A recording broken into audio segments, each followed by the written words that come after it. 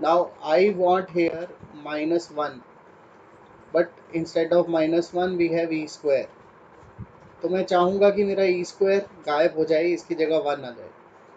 तो देखिए e की पावर 2 प्लस एक्स को मैं लिख सकता हूँ e स्क्वायर इंटू ई की power x, because when bases are same and they are multiplied powers are added, उसका उल्टा लगा लिया। Now e square is common,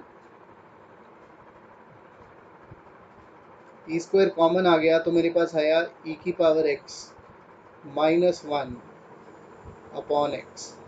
now this is a direct formula, e की power x -1 upon x. If we put the limit, then the value inside bracket becomes 1. So e square will be multiplied with 1 and your answer is e square. Question number 3. Again in this question,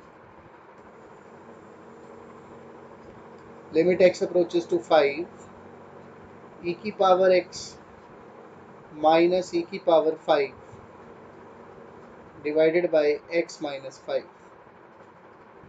See, according to formula, this -1 is what we need here. So we need to eliminate this e raised to power 5 and bring e raised to power 5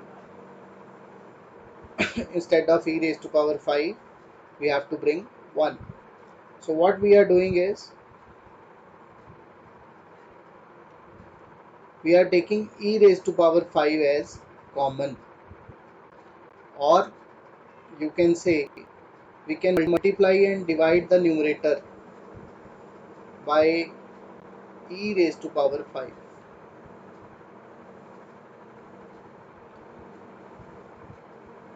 Either you take it as common or you multiply and divide the numerator with e raised to power 5.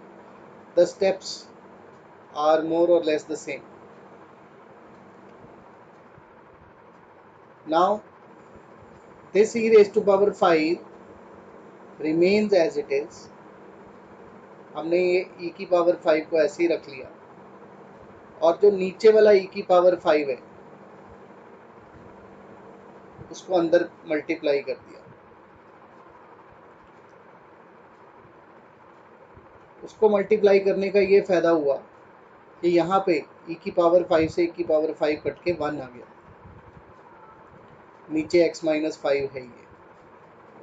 Now limit x approaches to 5, e की power 5 into e की power x upon e की power 5 -1 upon x minus 5।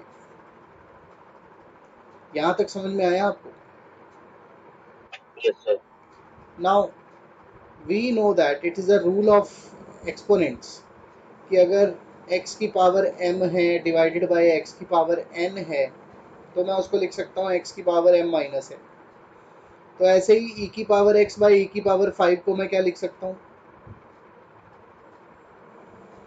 E की power x minus 5. Yes, e की power x minus 5 -1 upon x minus 5।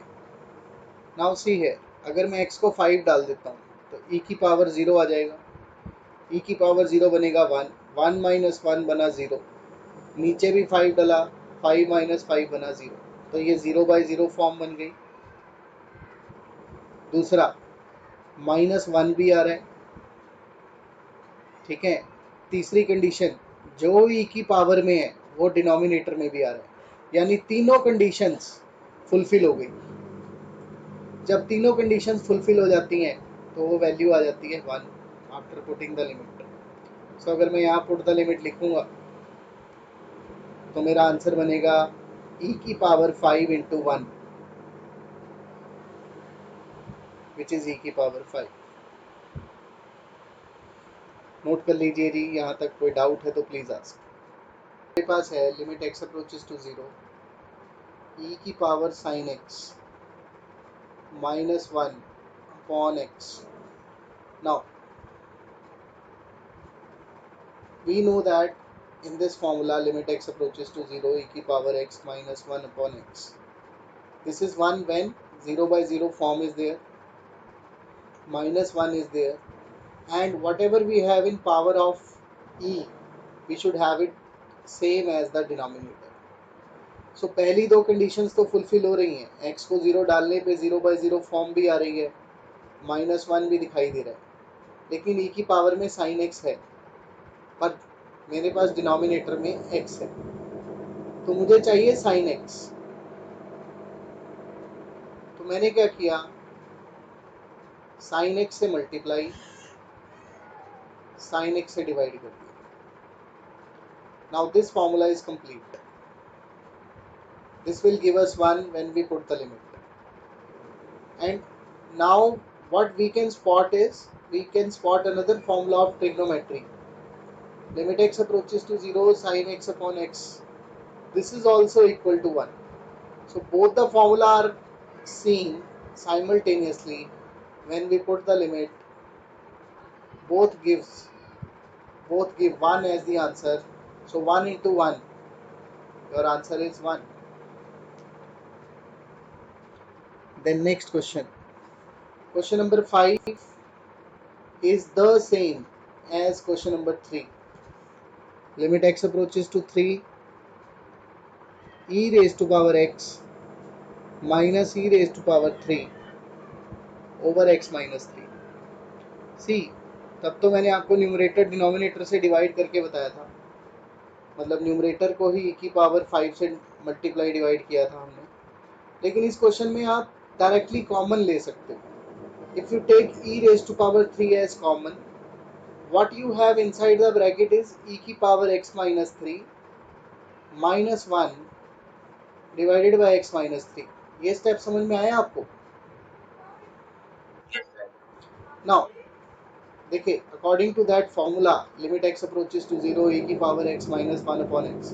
देखो, अगर मैं x को 3 put करता हूँ तो 0 बाई 0 फॉर्म भी हो रही है, माइनस 1 भी दिखाई दे रहा है, और जो पावर में है वो डिनोमिनेटर में भी दिखाई दे रहा है. तो ये फॉर्मूला कंप्लीट है, इसकी जगह तो आ जाएगा 1. तो अगर मैं पुट द लिमिट लिखूंगा तो आंसर बनेगा e की power 3 into 1. Answer is e raised to power 3. Then we have the next question as question number 6. Important question.